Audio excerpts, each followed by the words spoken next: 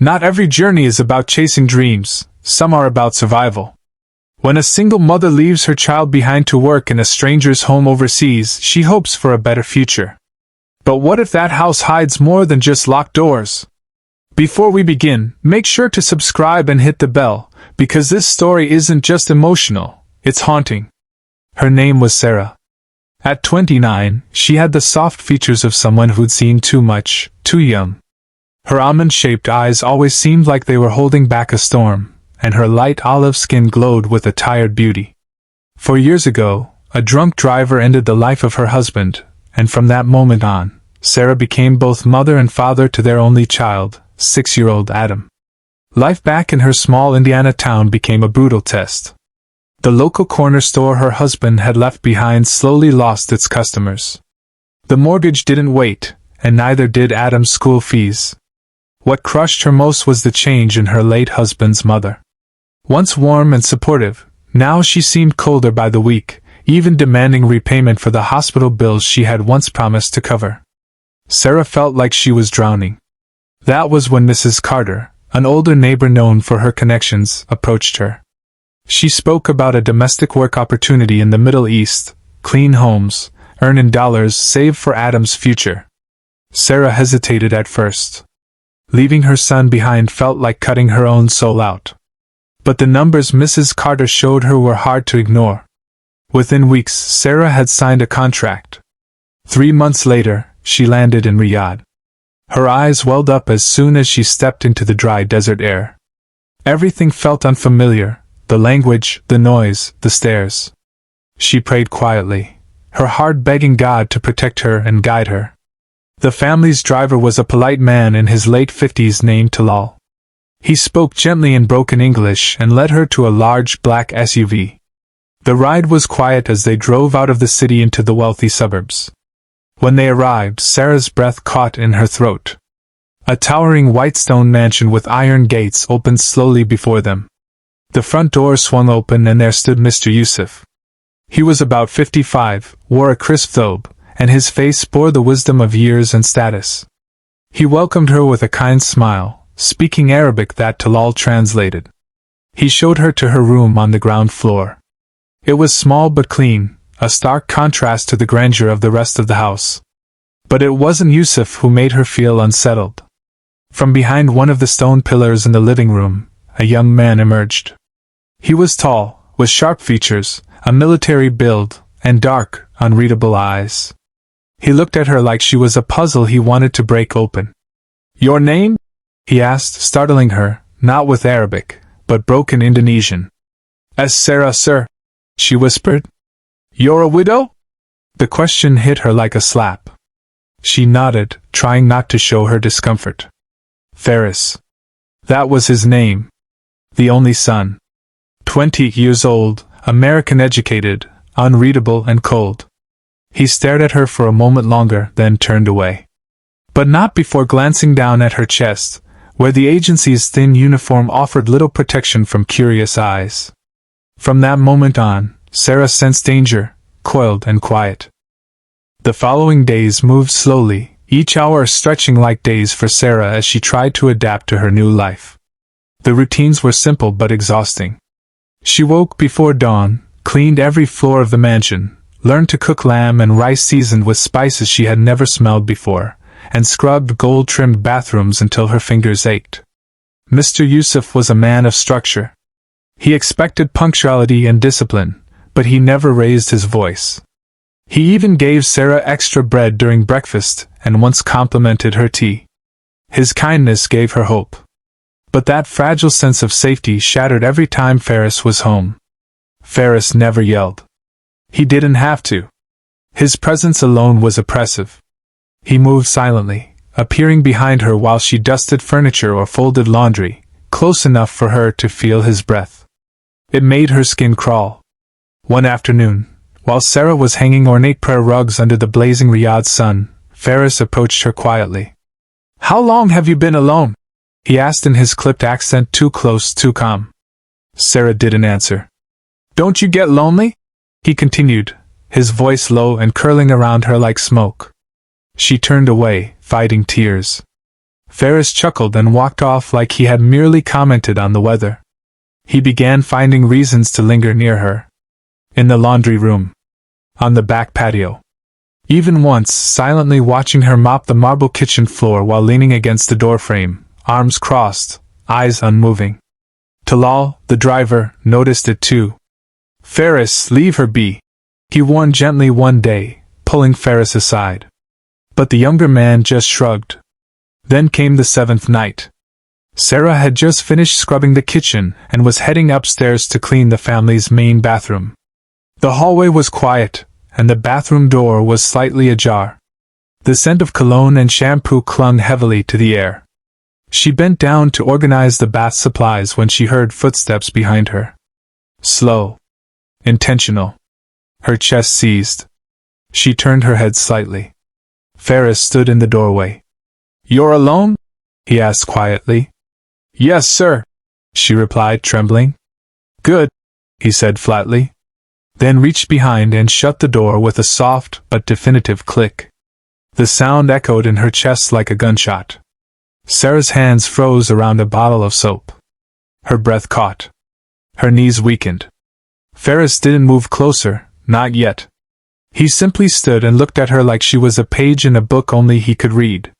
"You're afraid of me," he said, not as a question, but a statement. Sarah forced her voice through trembling lips. "I'm just here to work, sir, please don't." Ferris chuckled. "Work? That's what they all say. But I know who you are." He took a step closer. The rich scent of his cologne invaded her lungs. She clutched the soap like it could protect her. "Alone. A widow. In a foreign country," he continued, eyes narrowing. "You think no man here wants to feel what you are?" Her heart pounded in her ears. "Tuan, please," she whispered. He bent down, now only inches from her face. "Stop pretending," he growled. His hand reached out and brushed her arm. Sarah jerked back, hitting the edge of the marble tub. Pain shot through her spine, but she didn't cry out. Ferris didn't force himself further. Not that night. He just looked at her for a long moment. An unsettling, hungry stare. Then he turned and left, leaving the door half open and Sarah curled on the floor with her face in her hands, sobbing silently under the cold trickle of water still running from the tap. The next morning, Sarah woke with red eyes and a sore body, but no one asked. No one ever asked. Yousef called her upstairs for breakfast prep, and she forced herself to smile. It was easier to fake it than explain the truth. He noticed her paleness but assumed it was exhaustion. "Are you adjusting okay?" he asked kindly. "Alhamdulillah," she replied, hiding the crack in her voice. "Don't overwork yourself," Yousef said, sipping his coffee. "The house is big, but it's not more important than your health." That nearly broke her. His simple concern was more kindness than she had received in weeks. And yet, the house was still full of shadows. Every corner felt like a trap now. Ferris no longer needed words. His presence alone haunted her. He appeared near the pantry, in the courtyard, or by the staircase, always watching. Always measuring. One afternoon, as Sarah was spreading Yousef's prayer rug to dry, Ferris crept up again. This time, he grabbed her wrist. His grip was firm but not bruising, yet. "You want to go home?" he asked, voice low. Sarah froze. "I can send you back. Tonight." She turned sharply. "I have a contract." Ferris leaned close. Too close. "If you give me what I want, I'll pay to break it." She yanked her hand away. "Don't joke with me," she said, barely above a whisper. "I'm not joking," he replied, then walked off, leaving her shaken and humiliated. That night, he ordered her to clean his room again, though it had already been cleaned. Yousef was away on business. Sarah had no choice. The room was dimly lit, and smelled of the same cologne from the bathroom. She moved quickly, head down, hands shaking. Ferris sat on the edge of the bed, watching her like a silent predator. "You think you can say no to me?" he said quietly. "Say no. And I'll report you stole something." Sarah's knees nearly buckled. He smirked. No one would believe you. Her hope shrank to almost nothing. Yet each night, Sarah clutched the only thing she had left, her dignity, and begged God and whispered prayers to protect her and show her a way out. But the doors all seemed shut. The silence of the house too deep. The shadows too long. And Ferris was still there. Always waiting. Days blurred into weeks, and the mansion's white stone walls began to feel like a cage. Sarah moved like a ghost, quiet, invisible, surviving. Every creak of the staircase, every shadow in the hallway made her heart leap. Ferris was everywhere. He didn't need to speak anymore. His silence, his smirks, his sudden appearances, they said enough. One rainy evening, as Sarah gathered Yousef's clothes to fold, she bumped into Ferris in the upstairs hallway. She dropped the basket, and Yousef's undergarments scattered across the floor. Ferris crouched down, picked up a pair of folded slacks, then looked at her. "You fold my father's clothes better than you fold your own life," he said with a mocking smile. Sarah's eyes filled with tears. "Why do you keep doing this?" she whispered. "I just want to work. That's all." Ferris stepped closer, voice lowering to a breath. "Because I want you," he said simply. Then, with chilling calm, he reached out and brushed his knuckles against her cheek. His touch was soft, but it carried a weight Sarah could barely bear. That night, she lay awake, staring at the cracked ceiling of her small room. Her tears soaked her pillow as she clutched the scarf her son once wrapped around her neck before she left home. "Ya Allah, please," she whispered. The next morning brought no relief. Ferris summoned her again, to clean his bathroom. She hesitated. Every nerve in her body screamed no. But Yousef was still out of town. And she had no voice in this house. With trembling hands, she carried the cleaning supplies upstairs. The hallway was empty. The door to Ferris's bathroom stood open. The same familiar scent welcomed her, sandalwood soap, expensive cologne. She crouched to scrub the tiles. Then, without warning, the door clicked shut behind her. Ferris was there. He didn't speak. He slowly began to unbutton his shirt, standing only a few feet from her. His eyes never left hers. Sarah froze. "Keep cleaning," he said, as if nothing was wrong. She tried to focus on the floor, her hands shaking violently. He stepped into the shower, turned it on, and let the water cascade over his body, watching her through the glass. Then, his voice came again, muffled by the steam. "When's the last time a man touched you?" Sarah didn't answer. He opened the shower door. Water dripped from his shoulders. "You're a widow. Lonely. You must miss it.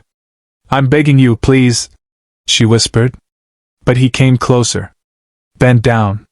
His fingers gripped her chin and tilted her face toward him. "You're mine now," he breathed.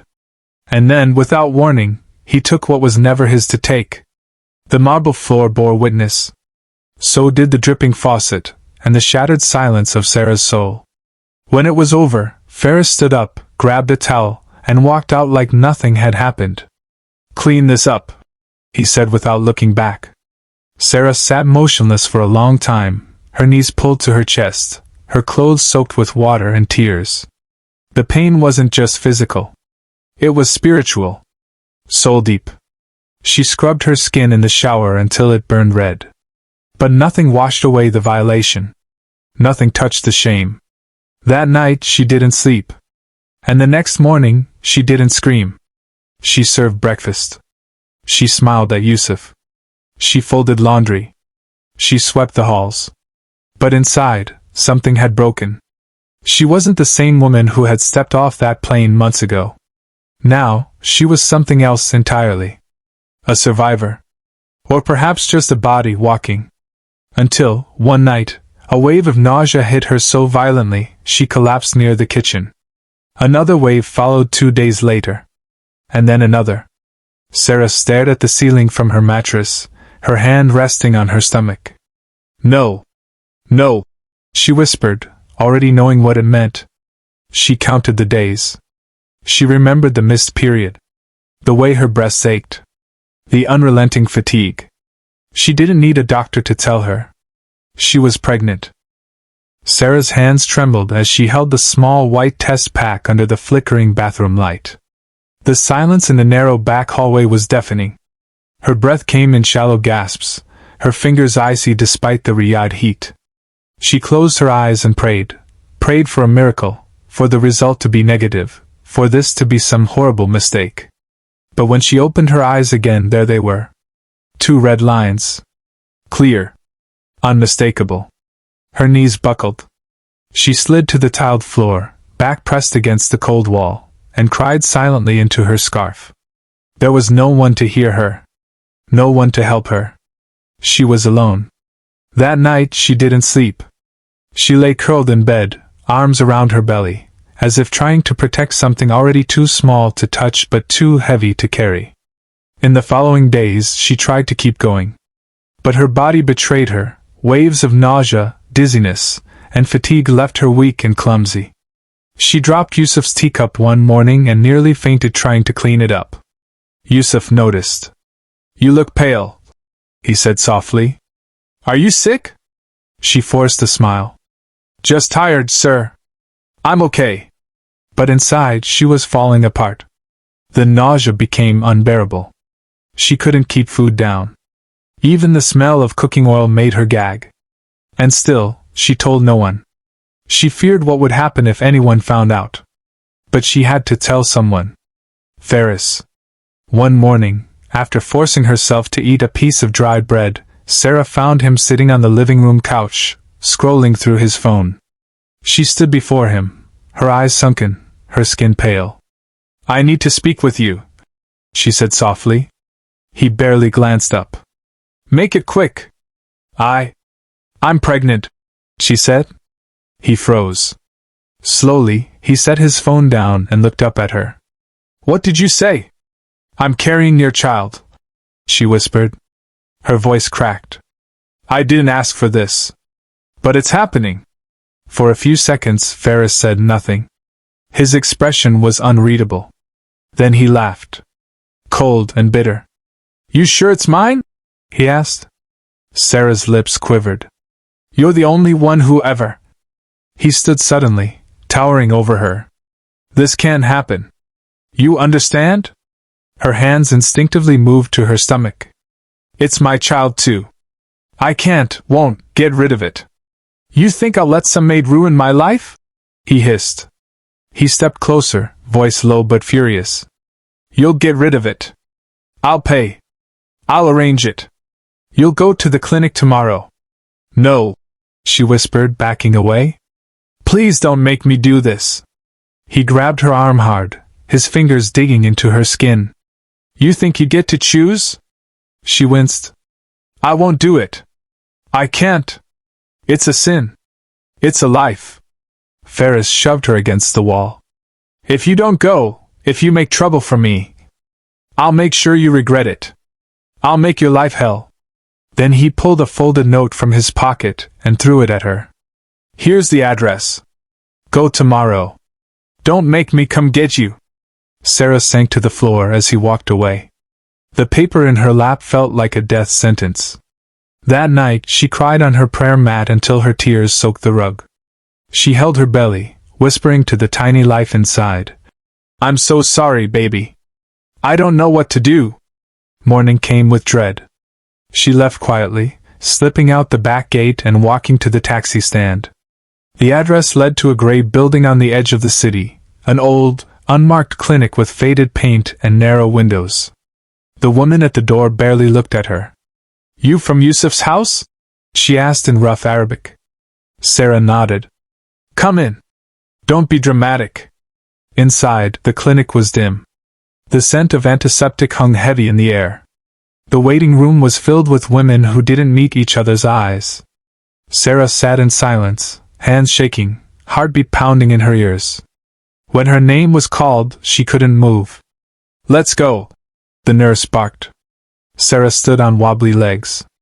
Her feet dragged across the cracked tiles. The nurse looked at her. "You ready?" Sarah shook her head. "No. I can't."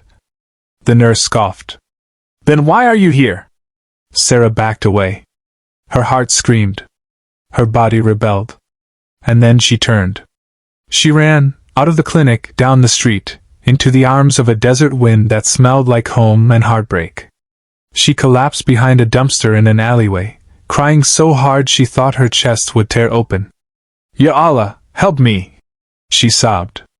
She didn't return to the house until sunset. Ferris saw her. His face darkened. "Is it done?" he asked sharply. She didn't answer. "I said, is it done?" She met his gaze with trembling defiance. "No. I didn't do it," he exploded. "You stupid girl!" He shoved her, hard. "You'll ruin me. You think you can keep it? Fine. But don't come crying when this place turns into hell." Then he stormed off. Sarah collapsed onto the cold marble floor. But even as she wept, somewhere inside her, a small flame of courage had begun to spark. After that day, Ferris changed. He no longer hid his hatred. He no longer pretended. He insulted Sarah in front of the other workers, accused her of stealing when things went missing, barked at her over the smallest mistake. The mansion, once cold and silent, now echoed with his rage. And Sarah, pregnant, exhausted, and constantly nauseous, could do nothing but endure. Her belly began to show. She tried hiding it with loose robes and layers, but the whispers had already started. "Have you seen Sarah lately?" one of the other maids whispered in the kitchen. "She's gained weight," another replied. "Or maybe something else?" Sarah heard them. She heard everything. She just kept her head down and scrubbed the pots harder. She didn't cry anymore, not where anyone could see. She cried into her pillow, under the covers, while clutching her scarf and whispering to the child inside her. One morning, as she was serving tea, the porcelain cup slipped from her trembling hand and shattered on the floor. Yousef turned around from his reading and looked at her, really looked. "Sarah, are you okay?" "I'm sorry, sir," she whispered. "I didn't sleep well." Yousef's eyes narrowed. He studied her, the hollowness in her cheeks, the way she kept one hand resting protectively over her stomach. "Are you sick?" She didn't answer. She couldn't. The days passed. The nausea got worse. Her strength waned. She had to sit every few minutes while sweeping or hanging laundry. Sometimes she'd vomit behind the garden wall just to keep from being seen. Then came the afternoon she would never forget. Ferris cornered her again, this time in the laundry room. His face was red, his eyes wild. "You think I won't tell my father?" he growled. "You think you'll win this?" Sarah said nothing. "You're showing. Anyone can see it. When he finds out, you're done." "I'm done." He grabbed her arm. She cried out in pain. "I told you to get rid of it," he yelled. "Tuan, please don't hurt me," she whimpered. "This child didn't ask to be born. Don't punish it." Ferris let go, violently. She stumbled backward into a basket of clothes, nearly falling. "You want to keep it? Fine. But don't expect me to lift a finger when everything crashes down on your head." He stormed out, leaving her curled on the cold tile floor, one hand over her belly. That night, as the wind howled through the desert trees outside, she lay awake again. She could feel it now, tiny flutters, the first signs of life moving inside her. A kick soft like butterfly wings. Tears slid silently down her cheeks. "You're alive," she whispered. "I feel you." From that moment on, she made a promise to her unborn child. She would not give up. No matter how broken, no matter how afraid, she would protect this baby with everything she had left. But her strength was fading. The weight of judgment from the staff, the sneers, the muttered insults, it all piled on. Shameless, they called her. Dishonor. They didn't know what had happened. They didn't care. Then came a night unlike any other. After dinner, as she cleaned the dining room, Yousef appeared at the doorway. His face was stern but not angry. He held a folder in one hand. "Sarah," he said gently, "may I speak with you?" She nodded, bracing herself. They sat in his study, the windows open to the warm evening air. "You've changed," Yousef said, his voice calm. "And I've been watching quietly. hoping it was just adjustment. But now... He paused. I need to ask something. And I need you to tell me the truth. Sarah looked down. Yousef continued carefully.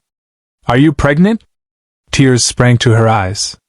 She tried to shake her head, but it was useless. Yes, she whispered. He closed his eyes. A long, deep sigh escaped him. Is it Ferris? Her silence was louder than words. Yousef's jaw tightened. His knuckles whitened as he clenched the folder. Why didn't you tell me? Because I was afraid. She sobbed. I still am. Yousef stood and walked to the window. His back was straight, his shoulders tense. You are not to blame, he said at last, voice filled with something that sounded like shame. He is. He turned back to her. From now on, he will not touch you. You are under my protection. Do you hear me? Sarah cried harder, nodding through her tears. It was the first time anyone had defended her since the nightmare began. And it was the first moment she felt, just maybe, she wasn't completely alone. The following morning, the mansion felt different. Yousef didn't hide his fury. He called Ferris into his office, and though Sarah couldn't hear every word, the walls shook with the weight of his anger. I know everything, Yousef thundered. Don't insult my intelligence. Aya, it's not what you think. Shut your mouth, Yousef snapped. You violated a woman under my roof. You disgraced my name. You're lucky I don't throw you into the street like a dog. Ferris didn't respond. I'm handling this now, Yousef growled. You'll stay away from her. One more step out of line, and you'll wish you'd never been born. Sarah sat trembling behind the kitchen door, her hands over her belly. Her heart pounded as Ferris stormed past her minutes later without saying a word. That evening, Yousef called her into the study again. His tone was calmer but serious. I've arranged everything, he said. You'll remain here until the baby is born. I'll provide care, rest, and protection. Once the child is delivered, I'll help you return to your home in America, with funds to start over. Sarah's eyes widened. You'd do that for me? Yousef nodded. You didn't ask for this. And that child, he or she, is innocent. They deserve a future. So do you. Her tears came instantly. She covered her mouth and sobbed. Thank you so much. He placed a hand gently over hers. Be strong, Sarah. God doesn't abandon those who are patient. In the months that followed, Sarah's life slowly changed. She no longer flinched at every footstep. She slept more. Ate more. Yousef hired another maid to help her so she could rest. Still, she worked when she could, not out of obligation, but to feel human again. Ferris avoided her now. His gaze, when it landed on her, was filled with venom. But he said nothing. He did nothing. That was enough. By her 7th month, Sarah could no longer hide her condition. Her belly rounded out beneath her loose gowns. The baby kicked often. She began saving pieces of cloth, stitching them together at night to make a swaddle, a tiny pillow. She dreamed of names. She prayed for strength. Then, one evening, while folding laundry under the setting sun, she collapsed. Pain stabbed her lower back. Her hands gripped the ground as she cried out. Yousef rushed to her side, shouting for the driver, for the doctor. She's in labor! Someone screamed. The mansion turned chaotic. By the time the midwife arrived, Sarah was drenched in sweat, clinging to a cushion, whispering prayers. Her cries echoed through the stone halls. And then, a cry louder than hers. A tiny, gasping, urgent scream. It's a girl, the midwife announced, her voice cracking with emotion. Sarah wept harder than ever before, not from pain, but from joy. She reached for her daughter, trembling hands pulling the small, warm body to her chest. Allahu Akbar, she whispered. You're here. You're safe. Yousef stood in the doorway, his eyes glistening, a hand over his heart. She's beautiful, he said softly. She's everything, Sarah whispered. Weeks passed. Yousef kept his word. He arranged her flight, gave her an envelope of money, packed a suitcase with baby clothes, documents, and essentials. The day of departure came. At the airport, Sarah stood at the gate holding her newborn close, her eyes full of tears. Yousef stood beside her, silent for a moment, then said, "Go home. Start over. And if you ever need help, reach out." She turned to him, whispered, "May God repay your kindness." He nodded. They said no more. On the plane, as the engines roared, Sarah looked out the window one last time at the desert sky. In her lap, her daughter slept soundly, wrapped in the cloth Sarah had sewn by hand. She thought of Adam, her son waiting at home. She thought of the shame, the terror, the pain. And she thought of the strength she had discovered. When the plane touched down, Adam ran into her arms, giggling with joy. She held him tight, held her daughter tighter. And in that moment Sarah knew, her life was no longer defined by what had been taken from her. It was defined by what she chose to protect, and who she chose to become.